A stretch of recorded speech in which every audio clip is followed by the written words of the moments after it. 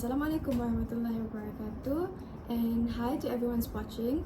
So today, me and my group mate are supposed to answer a question, which is to discuss different types of keyboards, pointing, scanning, image capturing, and audio input devices.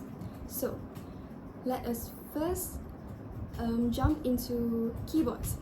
Keyboard have four types of in keyboard devices, we have four types.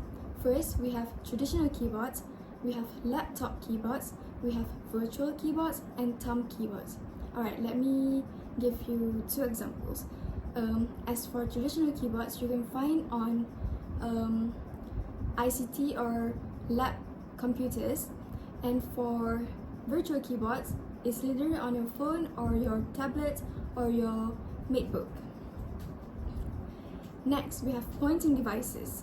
So, what is pointing devices? Pointing devices is created to provide an intuitive interface by accepting pointing gestures and converting them into mission-readable input. So, in pointing devices, we have it is divided into four sections. First, we have mouse. Second, we have touch screen. Third, we have game controller. Fourth, we have stylus. Alright. First, we have mouse types. Mouse types is also divided into three types of mouse. First, we have optical mouse, wireless mouse, and touchpads. As for optical mouse, it has no moving parts, and it is emits and sends light to detect mouse movement. It also can be used on any surfaces. Alright, for wireless mouse, it is battery operated, which is very convenient because you don't have to charge it all the time. You just have to change the battery in case it died. And it also uses radio waves or infrared light waves. And for touchpads, it is controlled by moving and tapping your fingers on the surface of the pad, where you can find on your laptop. So next, on pointing devices, we have touchscreen. Touchscreen is devices where you can touch with your finger or fingers, and it is very common on mobile devices such as iPhones, tablets, iPads, notebook, and etc. Next, we also have stylus. What is stylus? Stylus is basically like a pen, but except it is a digital pen. So it is commonly used on tablets, iPads, and notebook. Next, in pointing devices, we also have gaming controllers. Alright, what gaming controllers is created to provide input to computer games. Alright, in these slides, we have four types of gaming controllers. First, we have joysticks, we have gaming mice, we have gamepads, and motion sensing device. Alright, so first we have joysticks. Joystick use pressure and direction to control movement. Second, we have gaming mice. What is gaming mice? Gaming mice is kind of similar to a normal mice, except that it has high precision. Third, we have gamepads. Gamepad use both hands to activate movement. And fourth, we have motion sensing device to control games by players or gamers' movement. Alright, next we have scanning devices. Scanners convert scanned data into a form that system can read or process that certain things. Alright, in scanners we have four types of optical scanners. We have flatbed scanners, document scanners, portable scanners, and 3D scanners.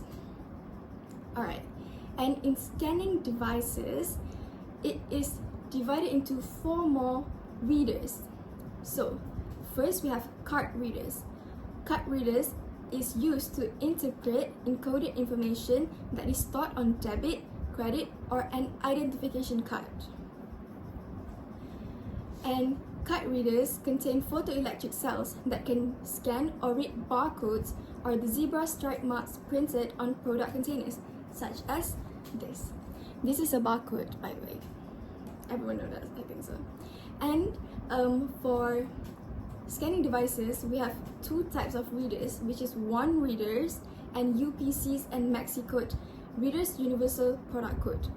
So for one readers, you can you usually saw this on supermarket or any stores that shoots out the red light things.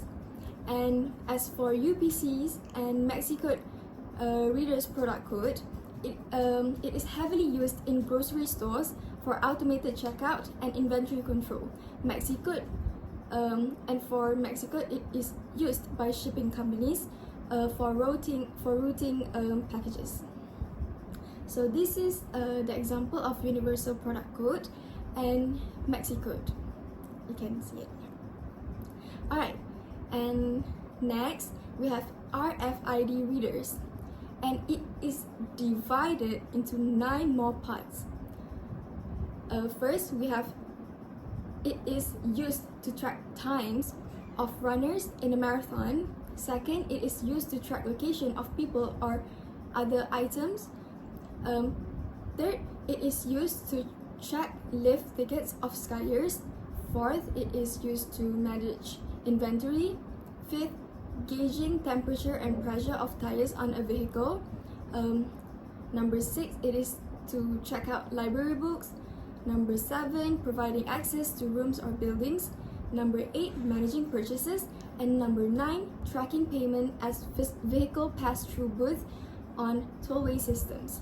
Alright, what is RFID? RFID stands for radio frequency identification.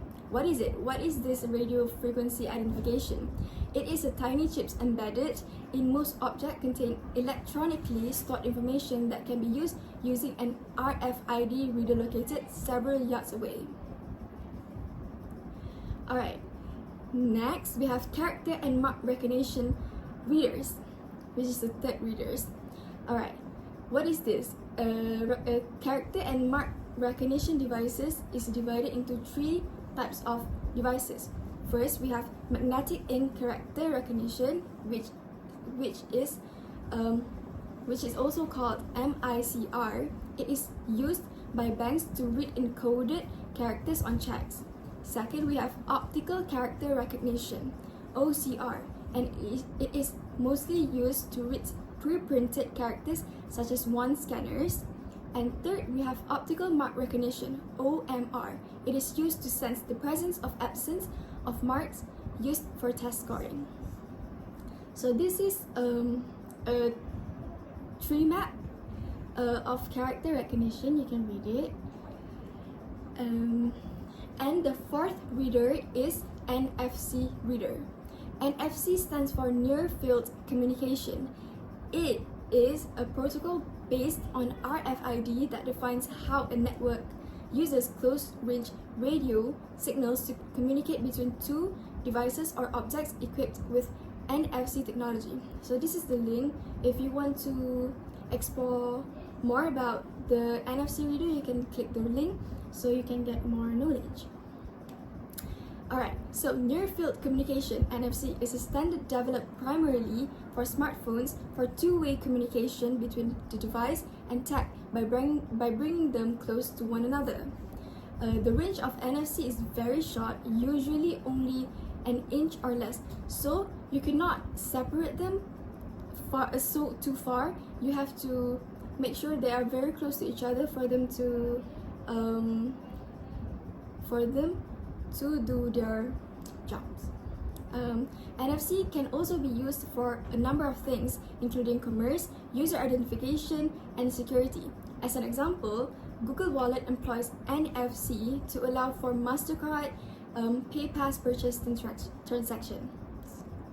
Alright, so NFC also have tags which may be purchased and programmed to do anything you want. So as an example, an NFC tag can be programmed to turn off your phone's Wi-Fi, go into silent, airplane mode, etc. when scanned by an NFC-enabled phone to save battery power when you are in your car.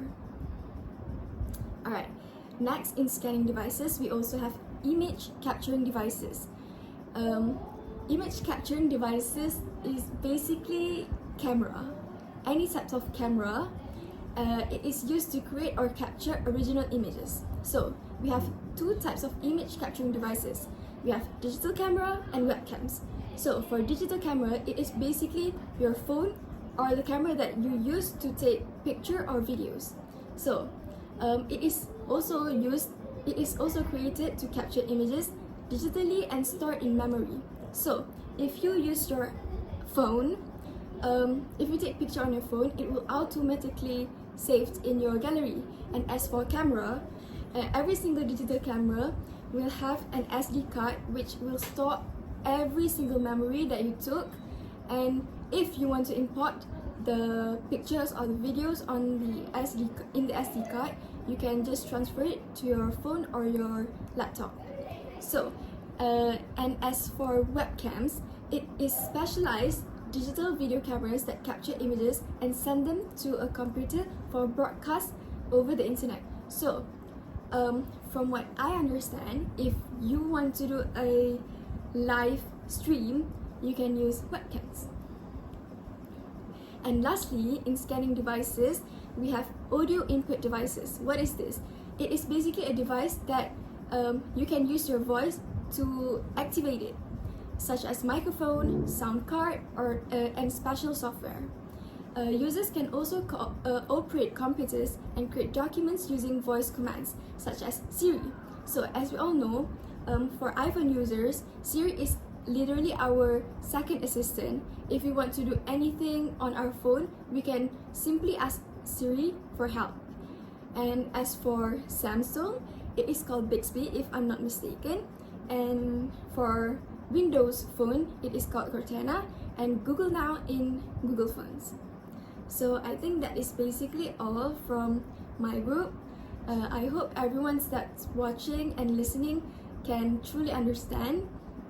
And yeah, thank you for watching.